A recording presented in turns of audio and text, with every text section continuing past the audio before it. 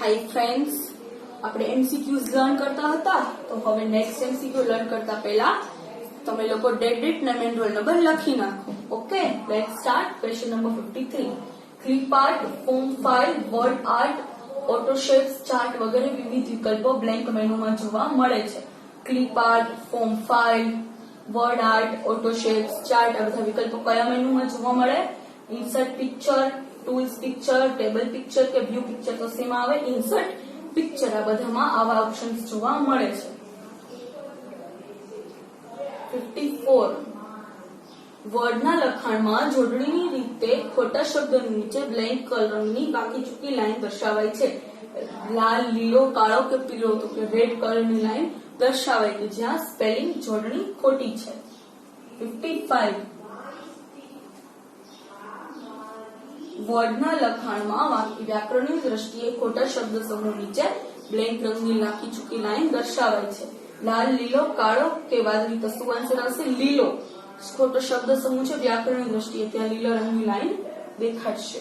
56. Word દસ્તાવેજના લખાણમાં શબ્દોની જોડણી અને વ્યાકરણની સવલત મેળવવા બ્લેન્ક વિકલ્પનો ઉપયોગ થાય છે. Edit, cut, insert spelling and grammar, tools spelling and grammar કે એક પણ તો શું આવશે? Tools spelling and grammar.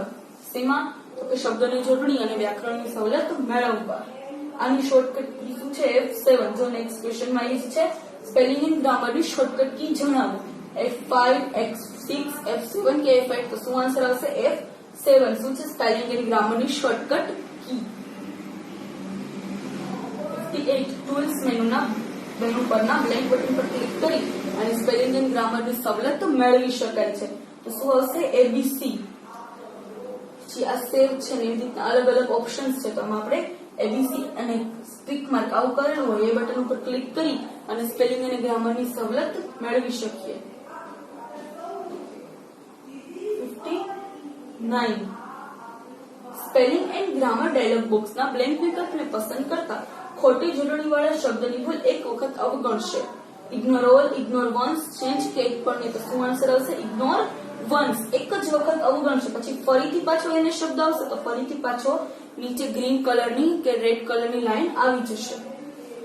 60. MS word દ્વારા સૂચવાયેલ વિવિધ શબ્દો પૈકી કોઈ એક શબ્દ દ્વારા ખોટા શબ્દને બદલવા સ્પેલિંગ એન્ડ ગ્રામર ડાયલોગ બોક્સના બ્લેક બટન પર ક્લિક કરવામાં આવે છે. હવે આપણને ખબર પડી કે આ શબ્દ ખોટો છે, એની જગ્યાએ આપણે આ વર્ડ યુઝ કરવો છે તો શું કરવાનું? Ignore once, add to dictionary, ignore all કે ચેન્જ તો શું આન્સર આવશે? ચેન્જ.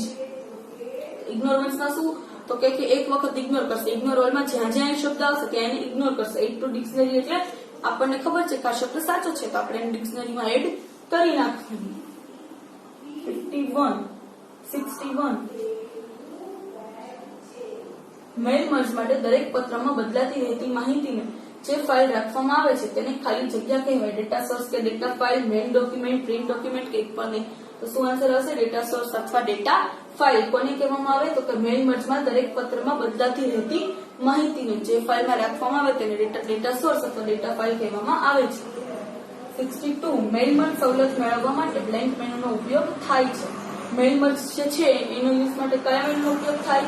ટેબલ, ટૂલ, વ્યૂ કે ફોર્મેટ તો શું આન્સર આવે? ટૂલ મેનુમાંથી મેલ મર્જની આપણે જે સવલત છે એ લઈ શકીએ. 63. મેલ મર્જના બ્લેન્ક ચરણમાં જે પ્રકારનું દસ્તાવેજનું કાર્ય કરવું હોય તે પત્ર, ઈમેલ, સંદેશા પર, વિડિયો, લેબલ, ડિરેક્ટરી જેવા વિકલ્પો જોવા મળે છે. ફર્સ્ટ સ્ટેપ છે એમાં શું જોવા મળે તો કે અલગ અલગ ઓપ્શન્સ જોવા મળે. કયા? ફર્સ્ટ સ્ટેપમાં. પછી ક્વેશ્ચન 64. મેલ મર્જના ખાલી જગ્યા ચરણમાં use the current document, start from template અને સ્ટાર્ટ ફ્રોમ એક્ઝિસ્ટિંગ ડોક્યુમેન્ટ આ પ્રમાણે 3 વિકલ્પો જોવા મળે છે. એમાં શું આન્સર આવે? સેકન્ડ સ્ટેપમાં. ફર્સ્ટમાં શું જોવા મળે તો તમારે એન્વલપ છે, લેટર છે, ડિરેક્ટરી છે એવા ઓપ્શન જોવા મળે. સેકન્ડમાં શું જોવા મળે? Use the current document, start from a template અને સ્ટાર્ટ ફ્રોમ એક્ઝિસ્ટિંગ ડોક્યુમેન્ટ આ પ્રમાણે 3 ઓપ્શન્સ જોવા મળે છે. મેલ મર્જના બ્લેન્ક ચરણમાં use the exciting list, select from Outlook contacts અને ટાઈપ અ ન્યૂ લિસ્ટ એ 3 વિકલ્પ જોવા મળે છે.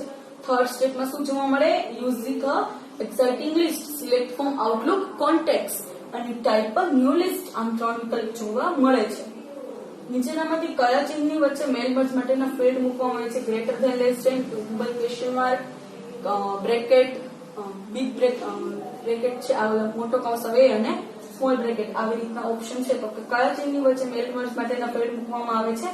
Greater than and less than. Okay, thank you friends.